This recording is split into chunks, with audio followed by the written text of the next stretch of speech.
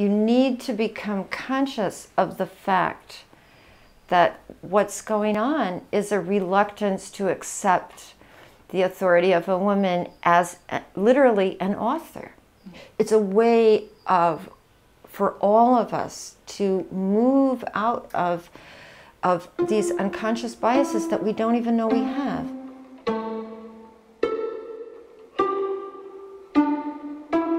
Well, I was trying to write a novel about memory and time, and I had written about 200 pages, maybe 175 pages, and I hated the book.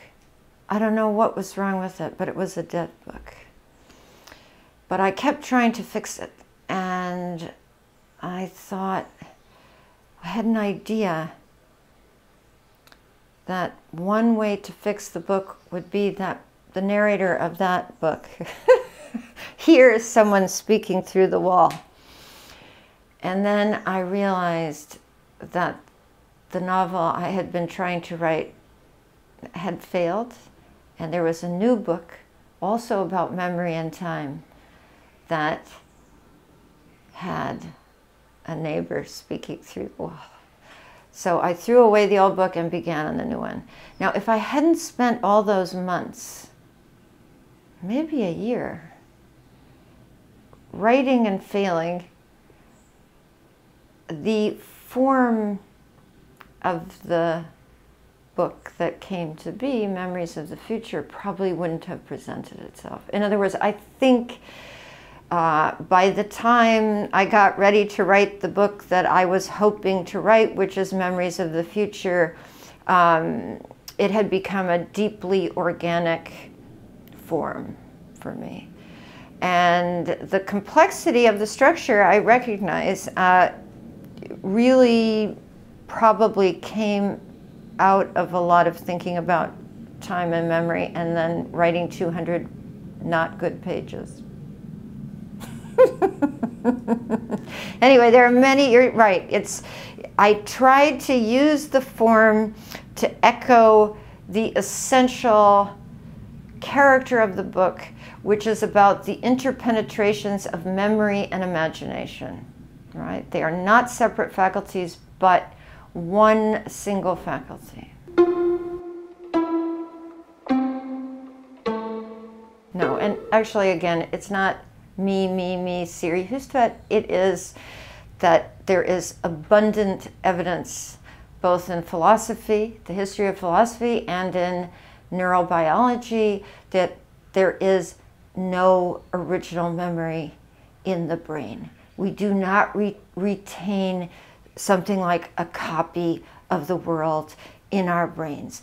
Every time we retrieve a memory, it is subject to change.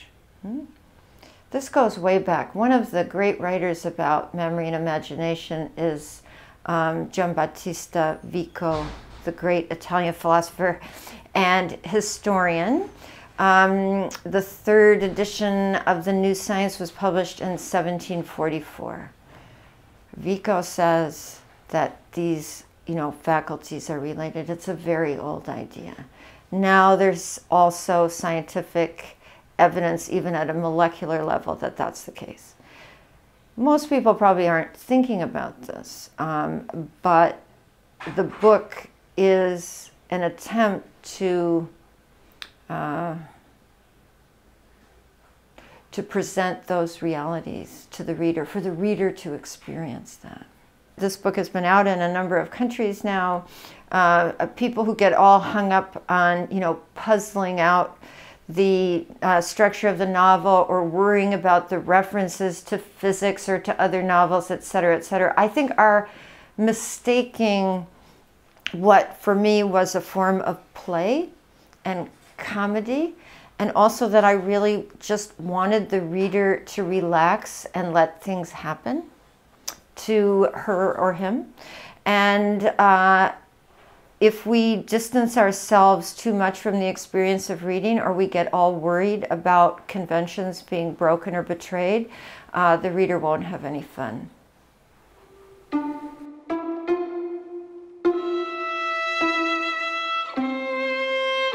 So it's not that there is no such thing as a memory, right? We all have memories that we take with us. It is that we nevertheless unconsciously edit our memories. So I have a good down-to-earth example.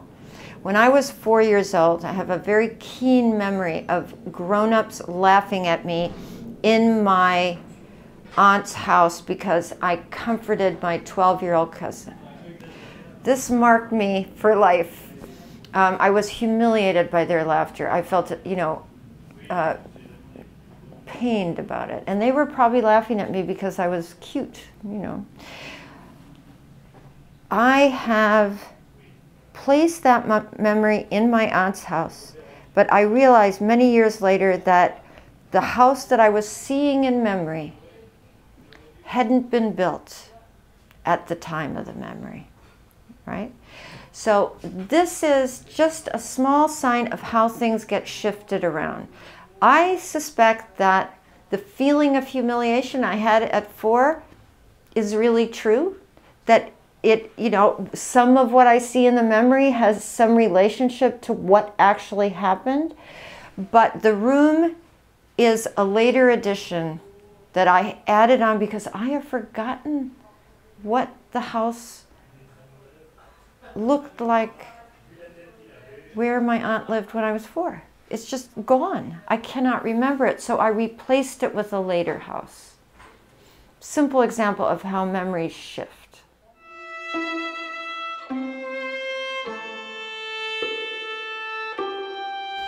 I think I've always had a great fascination for visual art, since I was a girl, and I've been drawing my whole life. Before I was 13, I had an ambition to become a visual artist, which I didn't pursue because I decided at 13 to become a writer. That was when I made my inner decision. But when I write, I'm always seeing. My mental imagery is very strong for the stories that I want to tell. So writing is actually not distinct in a way from mental imagery or seeing pictures.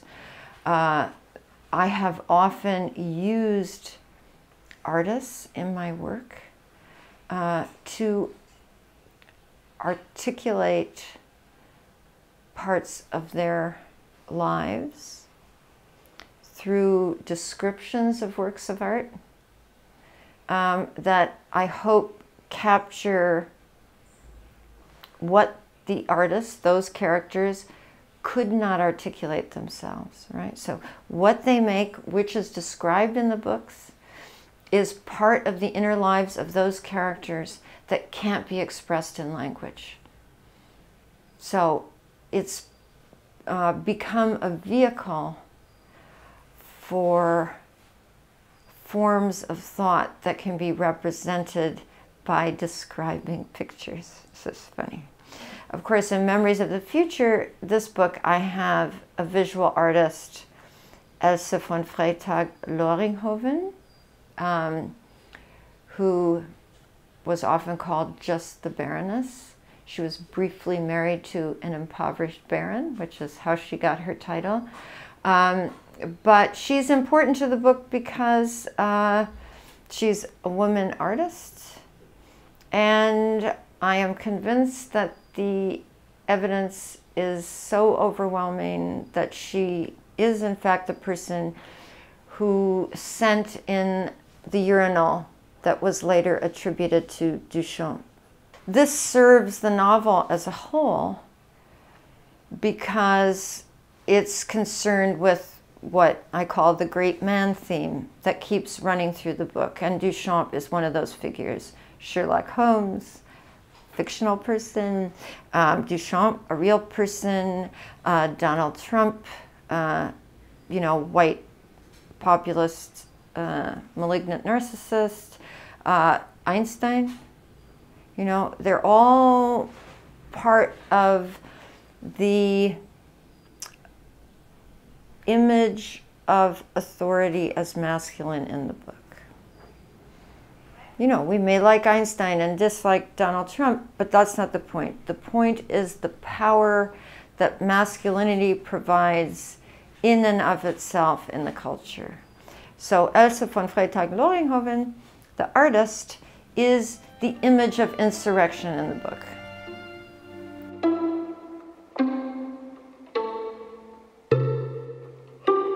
If I had known then what I know now as a young woman, and this novel is, of course, a dialogue between an old woman and a young woman. And those two selves are encountering each other throughout the book. So if I had known as a young woman what I know as an old woman, it is this.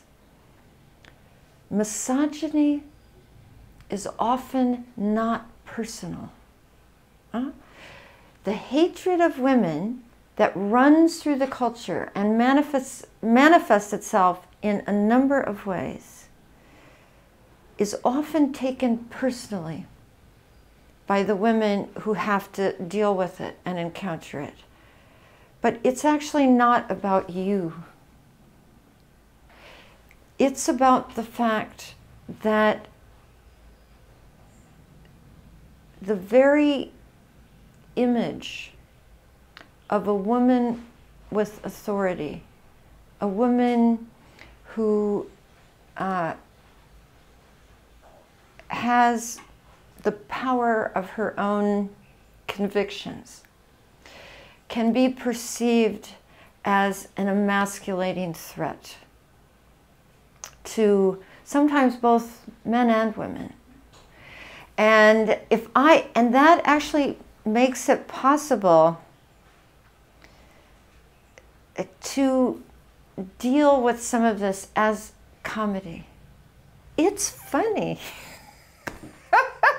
I mean, it's ridiculous. I mean, so, you know, as an old lady, I have experienced these assaults over and over and over again. And, you know, the liberating part of it is that you begin to perceive it as comedy. And I think that the book, you know, the movement of the book is out of a sexual assault, which happens at the very heart of the book, the very center. There are almost exactly the same number of pages on either side of that event, which is to transcend the humiliation of being, not just being violated, but being, you know, treated as something less than. And there are ways out of that. There are ways out of that through the imagination and through asserting one's own authority that works and is not without its comedic aspects. Comedy is always about distance, right? So when you can perceive yourself as an object in a kind of cultural theater where you are not at fault, your innocence, your lack of culpability in that particular theatrical event is made clear to you. That is a way of escape, you know, which is why I said it's not personal. It's about how these cultural, social dynamics are working and how the authority of a woman is perceived as emasculating and shameful.